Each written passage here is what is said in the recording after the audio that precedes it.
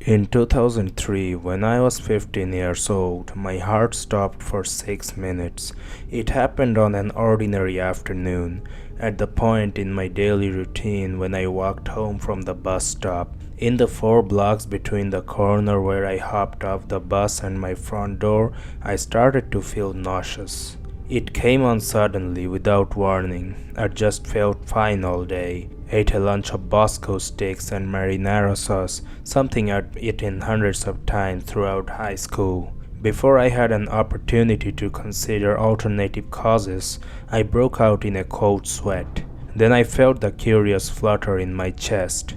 My heart slipped into what I later learned was an episode of ventricular fibrillation. I became breathless and collapsed. What happened next has been told to me after the fact. I apparently sprawled in the road, where a woman driving a hatchback nearly crushed my skull beneath her tires. Instead, she screeched to a halt, tried to rouse me, then dialed emergency services when she failed to do so. EMS arrived to discover my heart had stopped beating. I was dead, technically. They transported my body to the hospital and somewhere along the way managed to shock my ticker back to life. Thus began a harrowing week-long journey through the American healthcare system that led eventually to an ablation, pacemaker, and mountains of debt my family is still dealing with. But my heart's alright, and thank fuck it is, because what I learned that day has taught me never to thank God for anything. Because for those 6 minutes, as my lifeless body traveled across the city accompanied by 2 paramedics working tirelessly to revive me, my soul transcended our world to visit the hereafter. During my visit, I learned things about our universe that I wish I hadn't. Perhaps in sharing my story, I might help our species prepare for what comes after we expire. It began with light, blinding white, pervasive.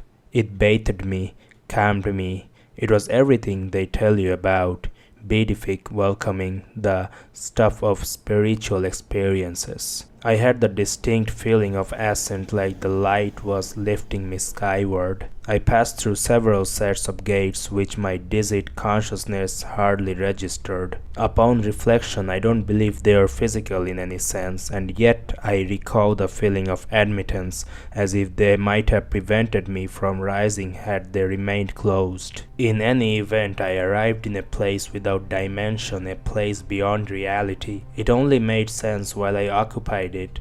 I don't believe a corporeal being can make sense of the astral plane. Something about its intangible existence defies translation. So what I came away with were more impressions than images.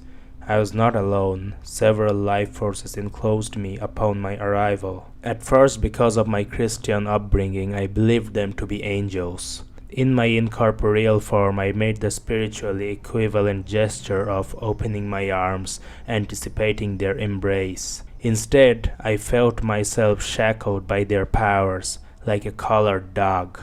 Humiliation and terror came over me. These were not the ethereal beings I'd been led to believe await us. These were cruel, unsympathetic overlords by whom I was fettered. Why? I thought my soul waiting like a petulant child. Something like laughter returned, but it was cold, mocking. Thoughts floated into my consciousness like birds winging in and out of sight. They believed some horrifying truths about existence that I'll do my best to relate to you now. Our universe, like many other running parallel to it, contains a pittance of the total energy in existence.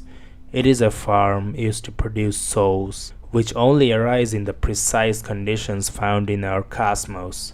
When you hear scientists talk about the improbability of the existence of our Goldilocks universe, it's because they don't actually come into being spontaneously. They are designed, and the hands that craft them are not benevolent gods, but rapacious beings with little care for the creatures they create. Our ultimate purpose, I leaned in the custody of the spirits that shackled me, was to ripen until we are ready to serve them on the higher plane. The Big Bang gave birth to the universe to give rise to life to eventuate in humanity.